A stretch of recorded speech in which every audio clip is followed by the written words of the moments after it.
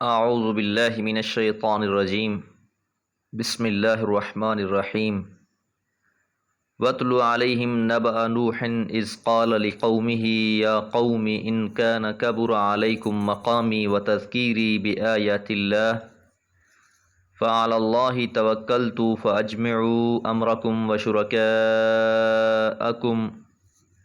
ثم لم یکن امرکم علیکم غمہ ثم اقضوا الی ولا تنظرون فإن تولیتم فما سألتکم من اجر ان اجری الا علی اللہ وامرت ان اکون من المسلمین۔ سورہ یونس آیات 71 اور 72۔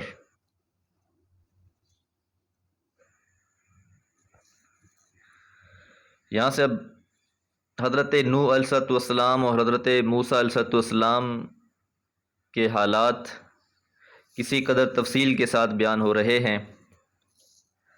مقصود اس سے انہی حقائق کی تاریخ کو واضح کرنا ہے جو اوپر عقل و فطرت کے دلائل کے ساتھ پیش کیے گئے ہیں۔ ان میں پیغمبر علیہ السلام اور آپ کے ساتھیوں کے لیے سرمایہ تسکین اور آپ کے مخالفین کے لیے پورا درس عبرت موجود ہے۔ فرق اگر ہے تو نام اور مقام یعنی جگہ کا ہے۔ اصل داستان اس قدر آپس میں ملتی جلتی ہیں کہ اگر نام اور جگہ کو نظر انداز کر دیا جائے تو لگتا ہے کہ جیسے ساری قومیں ایک ہی قوم ہیں۔ وَاتْلُ آپ تلاوت کریں، پڑھیں، علیہم ان پر، نبأ نوح نوح علیہ السلام کی خبر۔ اذ قال جب کہا حضرت نوح علیہ السلام نے، لقومہ اپنی قوم سے، یا قومی اے میری قوم، ان کان اگر، کبر علیکم گراں گزرا ہے تم پر، بھاری پڑتا ہے تم پر، مقامی میرا ٹکنا، میرا کھڑا ہونا، وتذکیری اور میرا نصیحت کرنا، بآیات اللہ اللہ کی آیات سے۔ حضرت نوح علیہ السلام اپنی قوم کو 950 سال تک تبلیغ کرتے رہے، حق کا پیغام پہنچاتے رہے، اللہ کی آیات احکامات سناتے رہے۔ اس سے قوم انتہائی تنگ ہوئی، قبول کرنے کے بجائے الٹا آپ کی مخالفت اور آپ کو نقصان پہنچانے کے لیے کوششیں شروع کر دی گئیں۔ انہی کی طرف اشارہ ہے تو اس لیے فرمایا فَعَلَى اللّہ پس اللہ کی ذات پر توکلت میں نے بھروسہ کیا ہے، فَأَجْمِعُوا أَمْرَكُمْ تم جمع کر لو اپنی رائے کو، وَشُرَكَاءَكُمْ اور اپنے شریکوں کو بھی، کہ تم جتنے بھی لوگ ہو سب مل جاؤ، اکٹھے ہو جاؤ کسی بات پر، اور اپنے شریکوں کو جن کو تم اللہ کے علاوہ پکارتے ہو پوجتے ہو ان کو بھی اس میں شامل کر لو۔ اور ایک جگہ پر اللہ تعالیٰ نے ان کے جو نام لے کر بیان کیا ہے کہ وہ کون کون سے تھے۔ حضرت نوح علیہ السلام کی قوم میں 5 بت تھے بڑے جنہیں پوجا جاتا تھا، جن کی پرستش کی جاتی تھی، اور حضرت نوح علیہ السلام ان کو یہی سمجھاتے رہے کہ اللہ کی توحید اور وحدانیت کا اقرار کرو، اسے تسلیم کرو، لیکن انہوں نے اسے تسلیم کرنے سے انکار کر دیا۔ اس لیے فرمایا ثم پھر، لا یکن نہ ہو، امرکم تمہارے اس معاملے میں، علیکم تم پر، غمتن کوئی تذبذب۔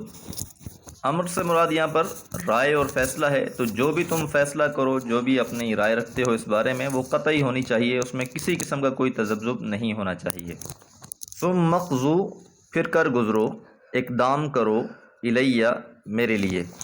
یاد رہے کہ اقضوا کے بعد الیہ اقدام پر دلیل ہے، مطلب یہ ہے کہ قطعی فیصلہ کر کے مجھ پر اقدام کرو اور پھر مجھے ذرا مہلت نہ دو۔ تم جو کر سکتے ہو کرو، میرا توکل اور بھروسہ وہ اللہ کی ذات پر ہے۔ ولا تنظرونی، نون کے نیچے زیر سے مراد یہاں پر یہ ہے کہ مجھے، وقف کی صورت میں تنظرون ہی پڑھا جائے گا، اور تم نہ مجھے مہلت دو۔ یاد رہے کہ پچھلی قوموں میں سب سے قدیم قوم جس کی بربادی کی روایات عربوں میں مشہور تھی وہ حضرت نوح علیہ السلام کی قوم تھی۔ اسی وجہ سے قرآن میں جب تاریخی ترتیب سے قوموں کے حالات بیان ہوئے، واقعات بیان ہوئے، تو سب سے پہلے اسی قوم کا ذکر آتا ہے۔ فَإِن تَوَلَّيْتُمْ، پس اگر تم اعراض کرو، منہ پھیرو، فما سألتکم، پس میں نے نہیں مانگا تم سے، من اجرن، معاوضہ، یعنی یہ جو اللہ کا پیغام میں تم تک پہنچا رہا ہوں اس کا تم سے کوئی بدلہ یا معاوضہ نہیں مانگتا۔ لفظ اجر سے ہی اجرا ہے، جسے مزدوری کہا جاتا ہے، مزدوری کا جو معاوضہ ملتا ہے اسے اجرت کہا جاتا ہے، اسی سے لفظ اجارہ بھی ہے۔ البتہ ہمارے ہاں یہ صرف ثواب کے معنی میں ہی لیا جاتا ہے اردو میں، ویسے لفظ یہ عام ہے، کسی بھی بدلے اور معاوضے کے لیے استعمال ہوتا ہے۔ ان اجریہ، نہیں ہے میرا معاوضہ، میرا بدلہ، الا علی اللہ، مگر اللہ کے ذمے، کہ یہ جو میں کام کر رہا ہوں اس کا میں تم سے کوئی معاوضہ مطالبہ نہیں کر رہا، بلکہ میں تو اللہ تعالیٰ سے ہی اس کا اجر لوں گا۔ میری محنت کا اجر تو اللہ کے ذمے ہے، وہ مجھے محروم نہیں کرے گا۔ مجھ پر جو ذمہ داری اللہ نے ڈالی ہے میں اس کو تم تک پہنچا رہا ہوں۔ وَأُمِرْتُ، اور مجھے حکم دیا گیا ہے، ان اکونا، کہ میں ہو جاؤں، من المسلمین، سر تسلیم، خم کرنے والوں میں سے۔ تو مجھے تو یہ حکم ملا ہے کہ میں اپنے رب کا فرما بردار بنوں، اور اسی کوشش میں ہو کہ تم بھی سب اللہ کے فرما بردار بن جاؤ۔ اللہ تعالیٰ سے دعا ہے اللہ تعالیٰ ان واقعات کو ہمارے لیے نصیحت کا باعث بنا دے۔ وما علیہ الا البلاغ۔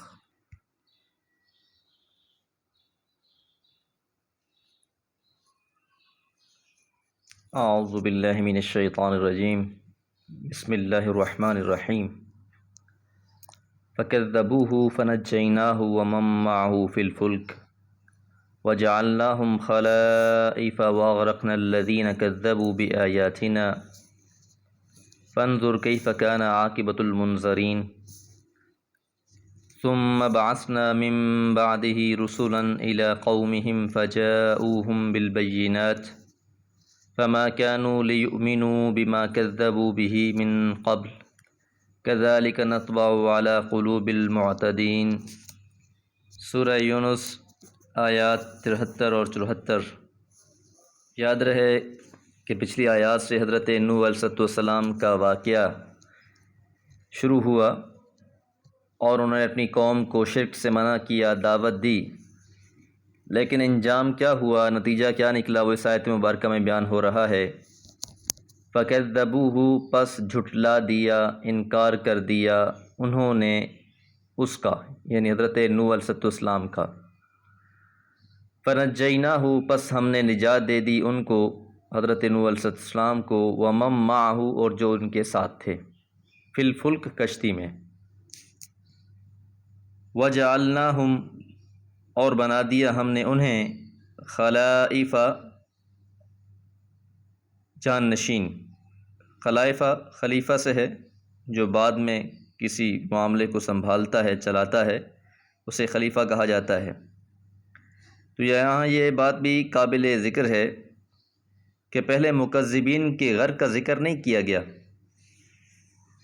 بلکہ اللہ تعالیٰ نے حضرت نوح علیہ السلام اور ان کے با ایمان ساتھیوں کی نجات کا ذکر فرمایا ہے۔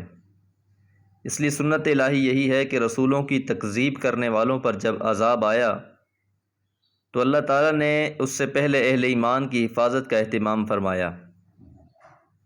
وَجَعَلْنَاهُمْ خَلَائِفَ، یعنی مکذبین کو غرق کر کے ان کی جگہ زمین کی وراثت حضرت نوح علیہ السلام اور ان کے ساتھیوں کو بخشی۔ اس لیے فرمایا وَأَغْرَقْنَا الَّذِينَ، اور غرق کر دیا ہم نے، ڈبو دیا ہم نے ان لوگوں کو، کذبوا، جنہوں نے جھٹلایا، بِآیاتنا، ہماری نشانیوں کو، معجزے اور احکامات جو بھی آئے سب جھٹلا دیے گئے، قوم نوح کی طرف سے بھی۔ فانظر، پس دیکھیے، کیف کان، کیسا تھا، عاقبۃ المنظرین، انجام ڈرائے جانے والوں کا۔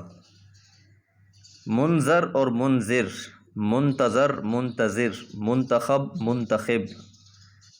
اردو میں عام طور پر ہم انہیں بولنے میں غلطی کر جاتے ہیں۔ یہ قانون سمجھ لیں کہ اگر زیر کے ساتھ پڑھا جا رہا ہو، منتظر، منتخب، مجتنب، تو اس میں کام کرنے والے کا بتایا جاتا ہے، اجتناب کرنے والا، ڈرانے والا، منذر۔